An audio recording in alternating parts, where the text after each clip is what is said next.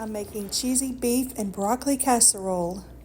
Hello everyone, thanks for watching Cooking with Regina.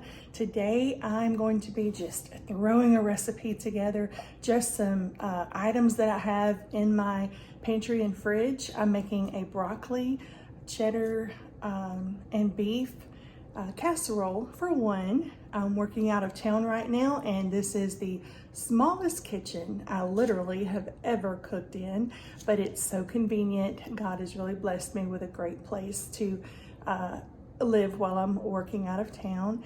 And thanks for watching, and let's get started. I'm using one russet potato that I've peeled and sliced and chopped into very small pieces, a half of one onion, and chopped broccoli florets.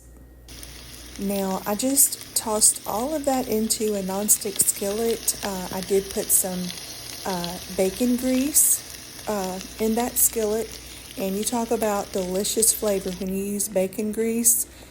It's always going to be good. And so I just put the lid on, and see how it's getting a little crispy here. That's what you're looking for. You want it to have a little bit of crispiness, so it'll have that crunch, and then it's soft on the inside, crunchy on the outside. And I'm just giving it a good stir every now and then, just to make sure that those potatoes do have a little crunch, a little crispiness, and you can see that golden color that those potatoes are starting to get. That's what you're looking for, and it's really going to add texture to this recipe. So yeah, that's what we're looking for. And I just went ahead and transferred the cooked potatoes over into a separate bowl and added, this was about 3 slices of bacon, and I'm going to also let those get very crispy, because I'm going to use half of those bacon pieces as a topping on the casserole. And all I'm using is salt and pepper, some Himalayan pink salt, and some ground black pepper, peppercorn actually, and I'm just giving that a little toss. You really do, you might have to add a little more salt to those potatoes. It does take a little extra salt whenever you're cooking your potatoes. And you see the crispiness of the bacon. That's how I prefer it in this recipe. Of course, cook it, to your liking, but it's really good. The crispier it is, it makes for a great topping. And I do mix a few of those bacon pieces in with the casserole. I layer it. You'll see in just a moment how I do that. And I want y'all to know, this is just a really quick and easy dish that you can put together. You can double the recipe, of course, for the family. I'm just doing it just a small casserole dish, and it will definitely have 2 or 3 servings that I can enjoy later on in the week. And I wish you could just smell how this bacon was smelling as I cooked it. There's nothing like the smell of bacon. And why does bacon have to be so delicious, y'all? I just love it. So here we go. This bacon is ready. It's crispy. And make sure that you reserve the bacon grease, or the fat that the bacon rendered. Reserve that. Leave it in your pan, because you're going to use that whenever you brown your beef. And also a little of it is going to be used to toss on the broccoli florets. And now I like this brand of beef from Walmart. It's the grass-fed ground beef. It is the 85-15 fat percentage. It's really good. There's not a lot of fat in this ground beef, but I want you to know it is absolutely delicious. That's why one reason I used or reserved that bacon grease, because there is not much fat in this ground beef, so you will need a little bacon grease whenever you brown this beef. And it didn't take very long for that to cook up and brown, and you might want to just chop it in little bite-sized pieces. depending on how big you prefer those pieces to be. And I just have a small casserole dish, and you just want to transfer that browned ground beef over into your casserole dish. And that's going to be the first layer.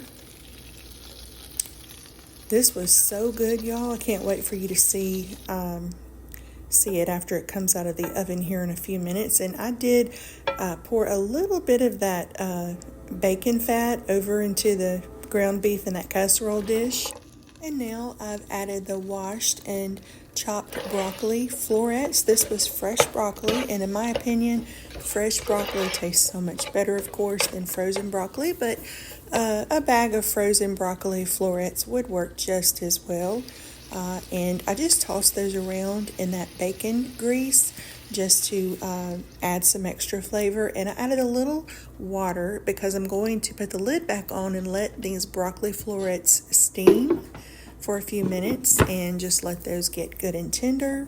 And I used sharp cheddar cheese, and I sliced 1 stick of butter, and Kerrygold butter is also delicious. I might add some of that into it as well. And then crumble your bacon, have it ready for layering.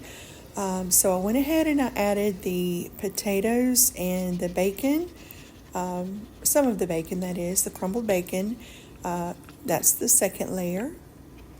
And next, you're just going to want to top it with the sliced butter, a few pieces of the sliced butter, more or less, whatever you prefer. Butter just makes anything with potatoes extra delicious.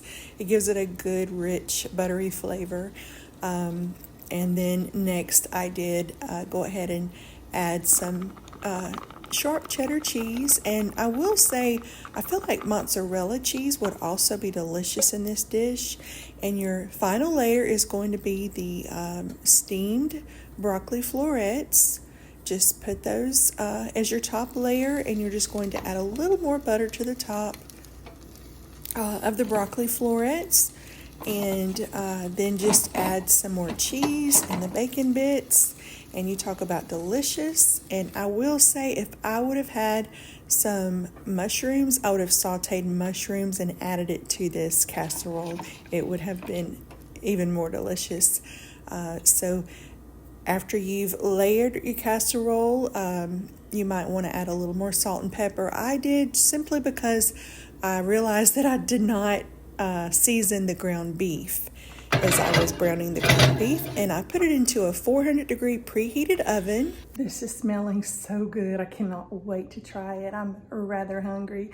It's quick and easy, by the way, so let me know if you make this. You won't regret it. And I just wanted to show y'all this cute little teapot. It's cast iron that my daughter sent me as a little gift, and it's got this little mesh strainer in it to place your loose leaf tea or whatever you may be making. You could also use coffee grounds, I'm sure, but it is so cute, y'all. I was tickled pink when I got it. It's heavy. Now, it is very heavy, but I'll have to make some tea one day and film a video.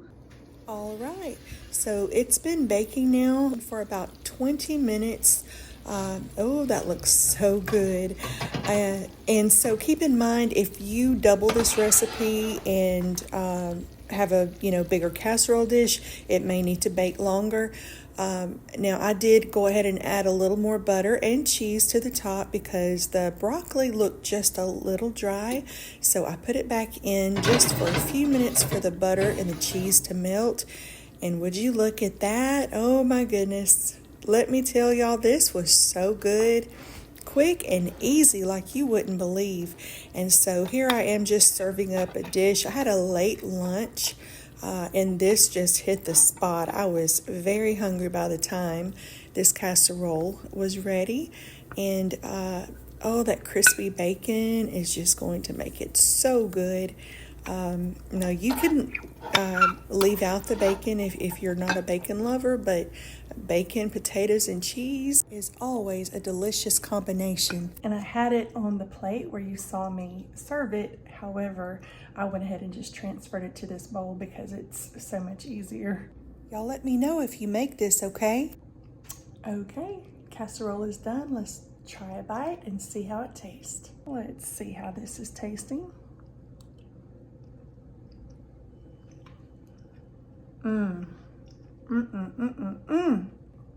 So good, y'all. If you have these items in your pantry, your refrigerator, you have got to make this. I think I better go for a walk after this meal. And if you'd like the recipe and directions for this recipe, I'm going to list it in the comments section, also in the description. So just click the description, or you can view the pinned comment for the directions and the recipe for this dish. Let me know if you make it, y'all. It is so delicious. I really think you'll like it. Also, you could substitute the beef for chicken, or whatever meat that you like. You could substitute for chicken, pork, even roast beef if you had leftover roast beef. Just an idea. Okay, just wanted to let you know in case you want to make this recipe. I will list the ingredients, directions in the comments and description section. And of course, there is plenty left over, so I just boil this up. This will be delicious another day or so. I don't know about y'all, but do you ever put ground cinnamon in your coffee? I just love it in my coffee. And one of my children, my daughter, she also gave me this little milk frother, and I use it almost every morning for my coffee. My kids are always surprising me with these little gifts, and they are the sweetest kids ever. God's really blessed me with some precious children. And I just want to say thank you for watching my videos. And if you're a subscriber, I'm so appreciative for you. I'm working on getting me a tripod so I don't have to struggle with recording, holding my phone with one hand and working with my other hand. But you guys are wonderful. Y'all are just great for watching my videos. I really appreciate it. And remember to hit that subscribe button and click the little bell. That's going to notify you every time a new video is uploaded. And I hope you all have a great rest of your day. And thanks for watching Cooking with Regina. And I'll see you next time. Be blessed in Jesus' name and have a wonderful rest of your day.